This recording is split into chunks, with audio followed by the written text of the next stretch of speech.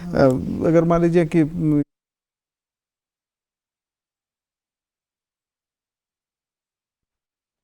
करते हम खेतों की और उसके रखवाली की, बाग बगीचा फल फूलों और फसलों की हरियाली की।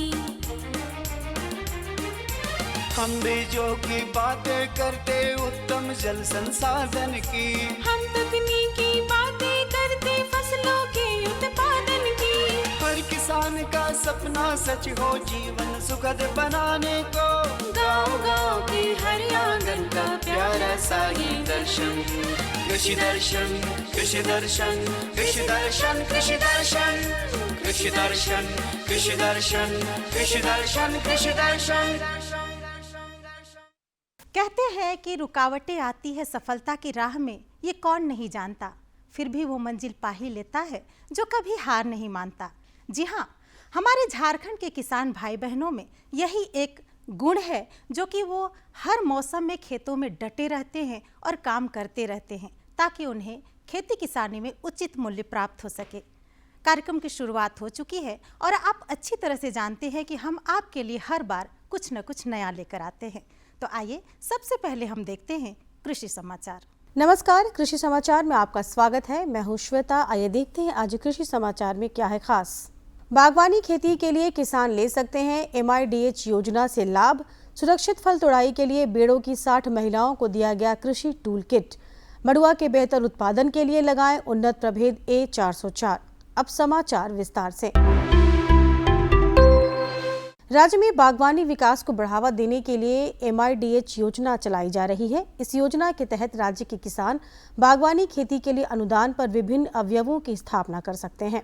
इसमें हाईटेक नर्सरी, छोटी नर्सरी, मशरूम उत्पादन इकाई, मशरूम स्पॉन उत्पादन इकाई, मशरूम के लिए कंपोस्ट इकाई, फसल उपरांत समेकित प्रबंधन, कोल्ड स्टोरेज निर्माण की स्थापना शामिल है।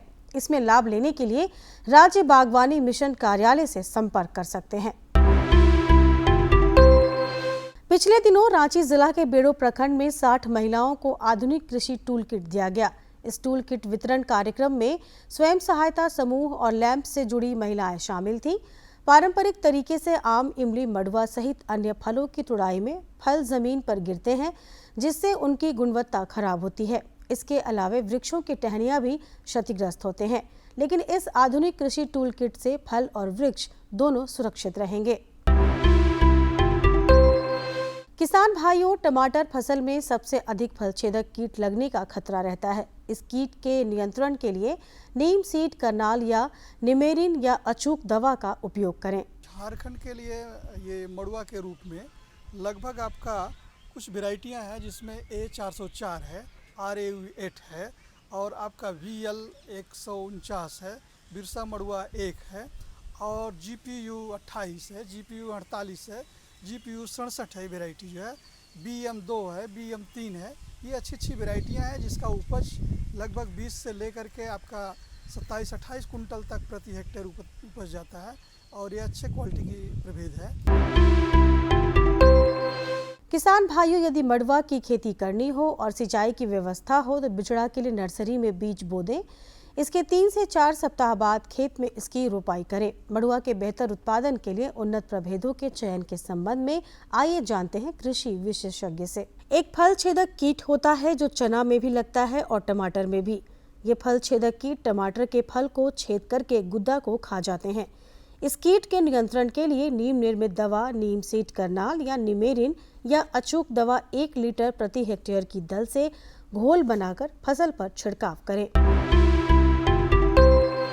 डच हो एक ऐसा कृषि उपकरण है जो खेतों में नाली बनाने, मेड़ बनाने और फसलों की निकाई गुड़ाई करने के लिए काफी उपयोगी है। इस मौसम में विभिन्न फसलों की खेती के लिए डच हो का उपयोग कर सकते हैं। डच हो की कार्य क्षमता 12 से 15 डिसमिल प्रतिदिन है। आज हम जानेंगे बैगन फसल में माहो, माइट और फल छेदक कीटों की रोकथाम के उपाय के बारे में। बैगन फसल में पत्तियों से रस चूसने वाले कीट माहो और माइट की रोकथाम के लिए नीम निर्मित दवा 5% 2 से 3 बार फसल पर छिड़काव करें। इससे फल छेदक कीट भी नहीं लगेंगे। फल छेदक कीटों की रोकथाम के लिए 2% नीम के तेल से बने घोल का भी छिड़काव कर सकते हैं। यदि पत्तियों से रस चूसने वाले कीटों का प्रकोप ज्यादा हो तो इमिडाक्लोप्रिड दवा 150 मिलीलीटर प्रति हेक्टेयर की दर से छिड़काव करें। और अब एक नजर राज्य के 5 प्रमुख शहरों के मौसम के मिजाज पर। आज राज्य के 5 प्रमुख शहरों के अधिकतम और न्यूनतम तापमान कुछ इस प्रकार दर्ज किए गए। रांची का अधिकतम तापमान 34 डिग्री सेल्सियस और न्यूनतम 25 डिग्री सेल्सियस। जमशेदपुर का अधिकतम तापमान 36 डिग्री सेल्सियस और न्यूनतम 28 डिग्री सेल्सियस। मेदिनीनगर का अधिकतम तापमान 39 डिग्री सेल्सियस और न्यूनतम 27 डिग्री सेल्सियस। देवघर का अधिकतम तापमान 37 डिग्री सेल्सियस और न्यूनतम 27 डिग्री सेल्सियस, जबकि धनबाद का अधिकतम तापमान 35 डिग्री सेल्सियस और न्यूनतम 28 डिग्री सेल्सियस दर्ज किया गया। कृषि समाचार में आज इतना ही। अगले दिन अगले अंक में फिर मिलेंगे कुछ नई जानकारियों के साथ। तब तक के लिए दीजिए इजाजत। नमस्कार, जोहार। किसान भाइयों, अभी आपने देखा कृषि समाचार, जिसमें आपने जाना कि खेती किसानी में क्या कुछ चल रहा है नया। उसके बाद आपने जाना मंडी का भाव और साथ ही अगले 24 घंटे में मौसम का मिजाज क्या होगा, उसके बारे में भी आपको जानकारी मिल चुकी है। आइए यहाँ पे लेते हैं एक छोटा सा विराम। कहीं जाइएगा नहीं, विराम में भी आपके लिए संदेश है। बने रहिए आपके अपने कार्यक्रम कृषि दर्शन के साथ। भारत सरकार का हर प्रयास किसानों को दे रहा है एक नई आस। देश के किसानों की खुशहाली और उन्हें आत्मनिर्भर बनाने के लिए भारत सरकार समर्पित है। प्रधानमंत्री श्री नरेंद्र मोदी जी के नेतृत्व में कृषि क्षेत्र में किए गए निरंतर प्रयासों के फलस्वरूप देश खाद्यान्न व बागवानी के क्षेत्र में आत्मनिर्भर हो चुका है और देश में दलहन का उत्पादन भी बढ़ा है। इसी तरह भारत सरकार ने खाद्य तेलों के उत्पादन को बढ़ाने के भी अनेक प्रयास किए हैं। इसी क्रम को आगे बढ़ाते हुए माननीय प्रधानमंत्री श्री नरेंद्र मोदी जी के नेतृत्व में भारत सरकार ने दूरदर्शी निर्णय लेते हुए राष्ट्रीय खाद्य तेल मिशन ऑयल पाम की शुरुआत की है। इस मिशन से देश भर के किसानों को बहुत लाभ मिलेगा। कृषि के पूंजी निवेश में वृद्धि होगी, खाद्य तेल आयात पर देश की निर्भरता कम होगी और रोजगार के नए अवसर पैदा होंगे। खाने के तेल में आत्मनिर्भरता के लिए अब राष्ट्रीय खाद्य तेल मिशन ऑयल पाम का संकल्प लिया गया है। इससे किसानों को तो सीधा लाभ होगा ही, गरीब और मध्यम वर्ग के परिवारों को सस्ता और अच्छी क्वालिटी का तेल भी मिलेगा। यही नहीं, ये मिशन बड़े स्तर पर रोजगार का निर्माण करेगा। इस मिशन के अंतर्गत ऑयल पाम का रकबा और पैदावार बढ़ाने पर जोर देने के लिए सरकार ने 11,000 करोड़ रुपए से अधिक की सहायता राशि निर्धारित की है। मिशन के तहत सरकार ने ऑयल पाम की खेती के लिए रोपण आदि की सहायता में बढ़ोतरी करते हुए पहले मिलने वाले 12,000 रुपए प्रति हेक्टेयर को बढ़ाकर 29,000 रुपए प्रति हेक्टेयर तक कर दिया है। ऑयल पाम के पुराने बागों के पुनरुद्धार के लिए 250 रुपए प्रति पौधा के हिसाब से विशेष सहायता दी जा रही है। पौधारोपण सामग्री की कमी दूर करने और बीजों की पैदावार करने वाले बागों को भी सहायता दी जाएगी। इसके तहत 15 हेक्टेयर ऑयल पाम उद्यान के लिए 80 लाख रुपए तक की सहायता राशि दी जाएगी। इसके अलावा नर्सरी विकास के लिए 40 लाख रुपए तक तय किए गए हैं। पूर्वोत्तर और अंडमान राज्यों के लिए विशेष सहायता का भी प्रावधान है। ऑयल पाम के किसान ताजे फलों के गुच्छे यानी FFB का उत्पादन करते हैं, जिनकी वर्तमान में कीमतें अंतर्राष्ट्रीय मूल्यों में उतार चढ़ाव के आधार पर तय होती हैं। पहली बार केंद्र सरकार ताजे फलों के गुच्छे की कीमत के लिए किसानों को आश्वासन दे रही है। ये व्यवहार्यता मूल्य यानी VP कहलाएगा, यानी किसानों को कोई घाटा नहीं होने दिया जाएगा। व्यवहार्यता मूल्य VP तय करने की शुरुआत 1 नवंबर से होगी और अगले वर्ष 31 अक्टूबर तक जारी रहेगी। इसे ऑयल पाम वर्ष कहा जाएगा। इस योजना के तहत वर्ष 2025-26 तक ऑयल पाम का रकबा 6.5 लाख हेक्टेयर सृजित करने और कच्चे ऑयल पाम की पैदावार वर्ष 2025-26 तक 11.20 लाख टन पहुंचाने का लक्ष्य निर्धारित किया गया है। सरकार के इस महत्वपूर्ण निर्णय से देश में ऑयल पाम की खेती करने वाले किसानों में विश्वास पैदा होगा और वे खेती का रकबा बढ़ाएंगे। इस तरह पाम ऑयल का उत्पादन भी बढ़ेगा जिससे किसानों की आय बढ़ेगी और ग्रामीण अर्थव्यवस्था भी सुदृढ़ होगी। जानने के लिए आइए सीधे हम रुख करते हैं स्टूडियो की ओर। किसान भाइयों नमस्कार, कृषि दर्शन कार्यक्रम में आप सभी का स्वागत है। किसान भाइयों, धान खरीफ की सबसे बड़ी फसल है। तकरीबन 17.5 लाख हेक्टेयर भूमि में झारखंड में धान की खेती होती है। हम किसान भाई पलक पावड़े बिछाकर बरसात का उम्मीद करते हैं, बरसात से ही तैयारी शुरू कर देते हैं। अभी वक्त है कि हम धान की रोपाई के लिए तैयारी शुरू कर दें, नर्सरी के लिए तैयारी करना शुरू कर दें। धान की रोपाई के लिए नर्सरी किस तरह से तैयार करें, खेत किस तरह से तैयार करें, कौन कौन सी तकनीकें हैं, इसी विषय पर हमारी बातचीत होगी। इस विषय पर बातचीत करने के लिए हमारे साथ दिव्यायन कृषि केंद्र मोराबादी रांची के डॉक्टर मनोज कुमार स्टूडियो में मौजूद हैं। डॉक्टर मनोज कुमार सिंह दिव्यायन कृषि विज्ञान केंद्र में बतौर कृषि वैज्ञानिक कार्यरत हैं। सर, इस कार्यक्रम में आपका स्वागत है। नमस्कार। किसान भाइयों, तमाम जानकारियाँ हम आप तक पहुँचाएंगे, आप हमारे साथ जुड़े रहिए।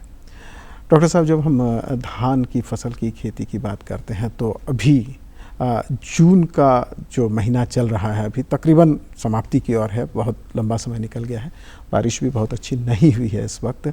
जो किसान भाई नर्सरी की तैयारी करना चाह रहे हैं या कर रहे हैं, उनके लिए क्या सलाह होगी इस वक्त? किसान भाई, आप सभी लोग जो मौसम का इंतज़ार कर रहे हैं कि बारिश का, तो बारिश का अंदेशा ये है कि आपका धीरे धीरे ये बोलते हैं कि मानसून घुस रहा है झारखंड में। तो आप सभी लोग अलर्ट हो जाइए और अपने अपने जो खेत है जहाँ नर्सरी डालना है उसकी बढ़िया ढंग से जुताई कर लीजिए। जुताई करके मिट्टी को ढीला कर दीजिए और फिर उसमें जो गोबर की खाद है उसमें मिला करके मिक्स कर लीजिए। और लेबल कर लेने के बाद आप जो भी चुनाव किए हैं कि हमें बीजा लगाना है, 2-1 में, 2-2 में, 2-3 में, तो उन बीज को जो है जो चिन्हित किए हुए हैं उन बीज को आप ले आइए और ला करके उसको अच्छी तरह से जो है बढ़िया ढंग से साफ़ सुथरा होना चाहिए। और बीज उपचार करने के लिए आप बीज शोधित कर लें। अगर आप जो है उसमें फंगस को रोकने के लिए जैसे है, आप चाहें तो पहले दूसरी दवाइयाँ आती थी लेकिन आजकल बेबिस्टीन डाल करके भी कंट्रोल करने की कोशिश करते हैं फंगस को। तो 1 किलो बीज में 2 ग्राम कम से कम इसको मिला दें। पहले कैप्टान थीरम आते थे, आजकल बाज़ार में नहीं मिलता है, इसलिए बेबिस्टीन से ही कंट्रोल करने का प्रयास करना चाहिए। और गांव में भी कुछ अपने बीज जो हैं वे लोग गांव वाले लोग करते हैं कि हल्के बीज को हटा दें और जो वज़नदार बीज है उसी बीज को ले चलें। तो अपना बीज है इस तरह से करेंगे। और जो लोग अपने घर का बीज रखे हुए थे उन लोगों को सलाह है कि अपने खेत का जो जिस खेत में बीज बनाया हुआ है उस खेत में वो बीज को नहीं रोपेंगे क्योंकि उसमें पोषक तत्वों का बहुत से न्यूट्रिएंट्स कमी रहती है। तो अगला जब लगाएंगे तो हमारे लिए वो कमी आ जाएगी। तो डॉक्टर साहब, एक प्रश्न है कि यहाँ पर जैसे हम नर्सरी के तैयार करें, बेड वगैरह तैयार करते हैं, तो खेत के अंदर ही तैयार करेंगे? हाँ, खेत के अंदर ही रहेगा। तो उसका 1/10 पार्ट पे ही उसको नर्सरी तैयार करते हैं, इसलिए वहाँ बढ़िया ढंग से कोई चीज़ कमी ना होने पाए। गोबर की खाद अच्छी तरह से व्यवस्था कर लें या केचुआ खाद, जो भी खाद आपके पास कंपोस्ट है उसमें दे करके बढ़िया ढंग से मिला दें और पाटा चला लेते हैं।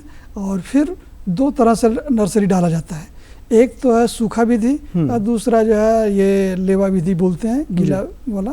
तो जो सूखा विधि है उसमें बेड बना लेते हैं और बेड के बीच में जो दूरी रखते हैं 1 से 1.5 फीट और बेड को थोड़ा 4 इंच से 5 इंच ऊंचा रखते हैं और उसमें बढ़िया ढंग से जैसे सब्जी के लकीर खींचते हैं ऐसे गिराते जाएंगे और बीज को उसमें दे करके ढकते जाएंगे। एक ये विधि है। दूसरा होता है लेवा विधि, उसमें बढ़िया ढंग से कादो बनाएंगे। कादो बना करके उसमें खाद और मिट्टी सब मिल जाए तो उसको बीजा को जो है जो अखुआया हुआ बीजा रहेगा अंकुरित पानी में उसको डुबाए रखेंगे। तो उस बीजा को ले आएंगे और उसमें डालते हैं। तो जिस समय लेवा तैयार करते हैं तो उसमें जो कादों के लिए पाटा चलाते हैं, तो पाटा चलाने से ये फ़ायदा होता है कि पहला चीज़ नीचे सबसे नीचे बैठता है बलुअट मिट्टी, उसके ऊपर बैठता है दोमट मिट्टी, उसके ऊपर बैठता है चिकनी मिट्टी। उससे क्या होता है, एक प्लास्टिक का सीट जैसा बनाता है जिससे पानी भागने न पाए, पानी रुका रहे काफ़ी दिन तक, तो बार बार हमें पानी न देना पड़े।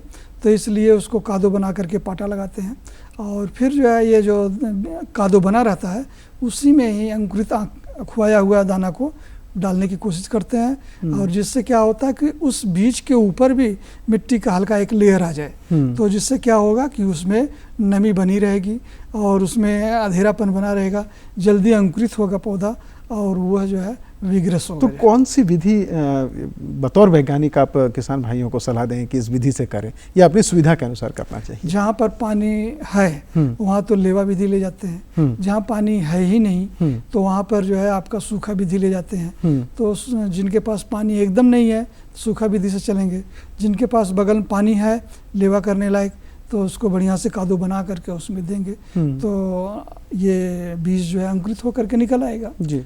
अब जो है उसमें ये होता है कि जिस समय हम नर्सरी तैयार करते हैं तो उसके लिए बीज उपचार करना की बात है, और ये दूसरा आजकल बोला जाता है कि बीज उपचार के लिए बीजामृत का भी प्रयोग करें। तो बीजामृत जो बनाया जाता है तो ये नेचुरल फार्मिंग बोला जाता है। तो उसमें क्या है कि 20 लीटर पानी, 5 किलोग्राम देसी गाय का गोबर और 5 लीटर देसी गाय का मूत्र और उसमें पाव भर चूना मिला करके 3 दिन के लिए छोड़ देते हैं, तो उसमें बैक्टीरिया बढ़ जाता है और फिर इसको घोल में ही आप अपना बीजा को डुबा देंगे।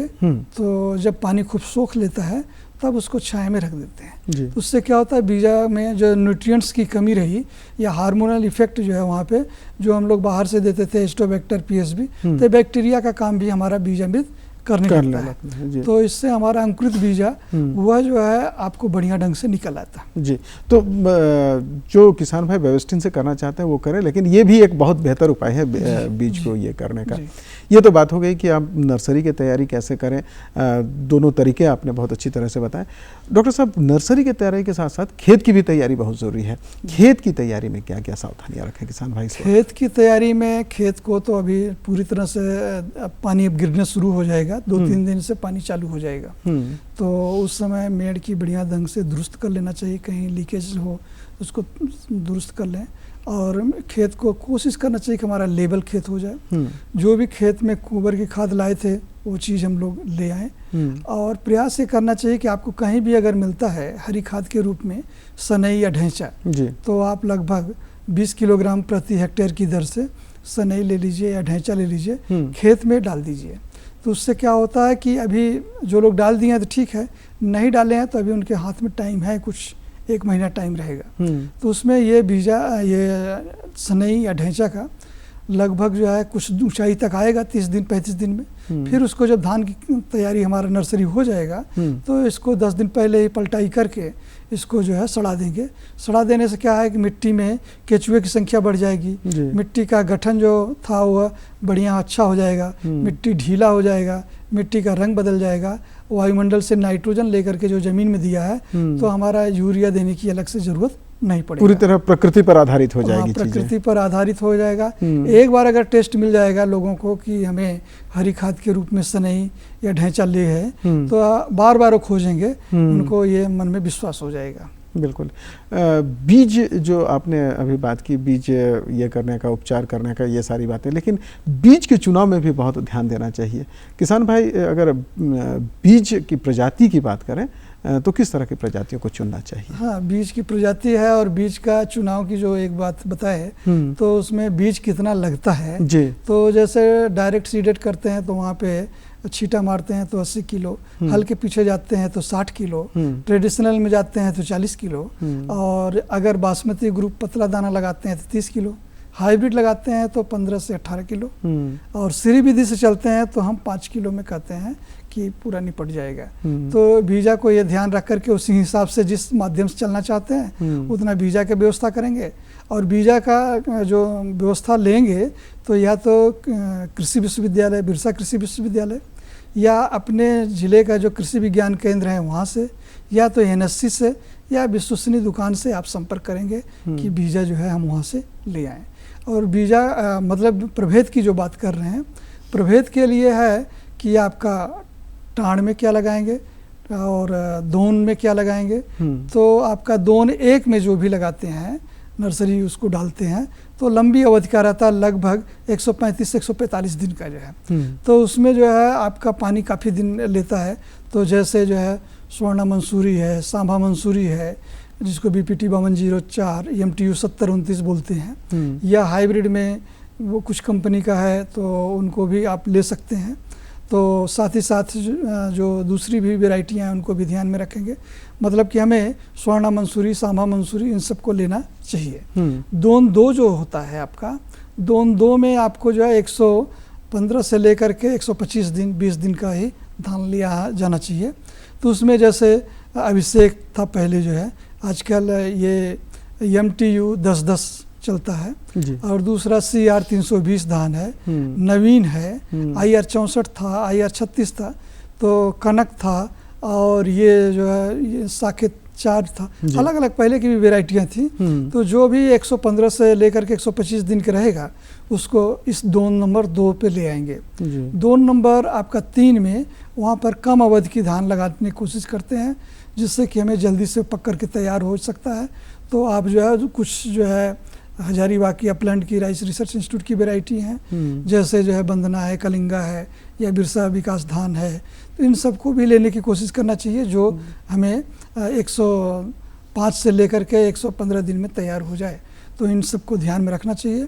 और जो टाढ़ ज़मीन रहती है तो कम दिन की है, तो उसमें अंजलि है, बंदला है, कलिंगा है, तो इन सब धानों को लेना की कोशिश करना चाहिए। और कुछ हाइब्रिड में भी आ गई हैं आजकल, इनको भी प्रयास करना चाहिए कि कम दिन में भी, मध्यम दिन में भी इन सब धान को लगाएं।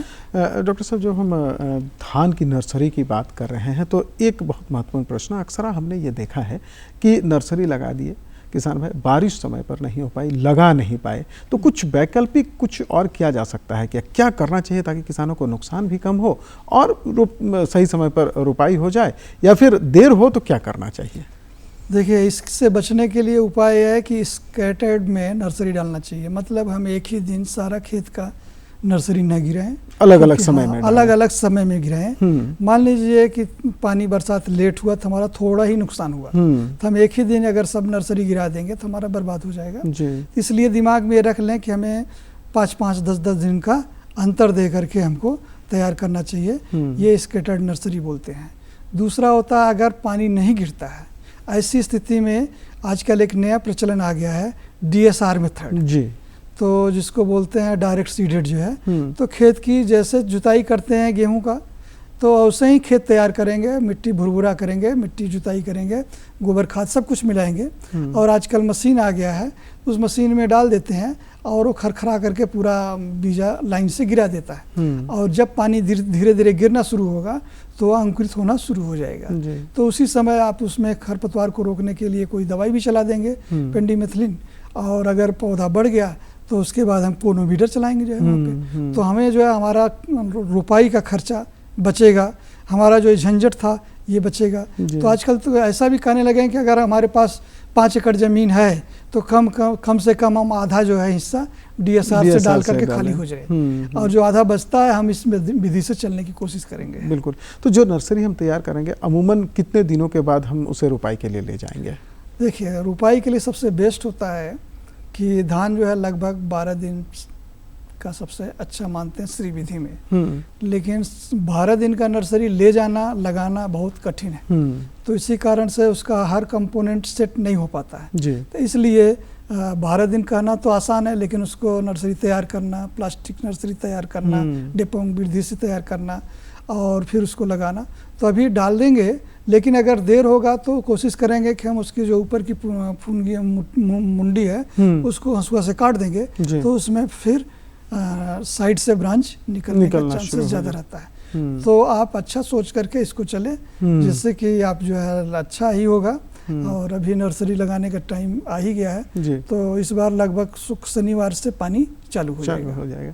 तो जब हम रोपाई करेंगे तो किसान भाई एक जगह से दूसरी जगह बीड़ा लेकर जाते हैं, कादो करते हैं, क्या सावधानी अपनाई जानी चाहिए ताकि जो बीज जो हम पौधा लगाए हैं उसका जड़ नष्ट ना हो? किन सावधानियों का? 2 चीज़ है, एक तो सूखा विधि बोले थे हम कादो, एक और विधि है जिसको बोलते हैं डेपोंग मेथड। तो घर के पास में या छत पे या पेड़ के नीचे छील करके उसके नीचे जो है प्लास्टिक या त्रिपाल या प्लास्टिक पत्ता या केले का पत्ता बिछा दीजिए। गोबर की खाद जो है बोलते हैं कि आपका 25% बालू, 50% मिट्टी। तो यहाँ तो बालू मिला ही है, तो 50 मिट्टी और 50% जो है आपका गोबर खाद मिला करके बोरी में रखे रहें। उसको 1 इंच फैला दें। फैलाने के बाद अंकुरित किया हुआ धान को उस पर फैलाने के बाद हल्का सा एक लेयर फिर से मिट्टी का लेयर दे दें और फिर पुआल से ढक दें। 3 दिन के बाद, मतलब रोज रोज पानी देंगे सुबह शाम।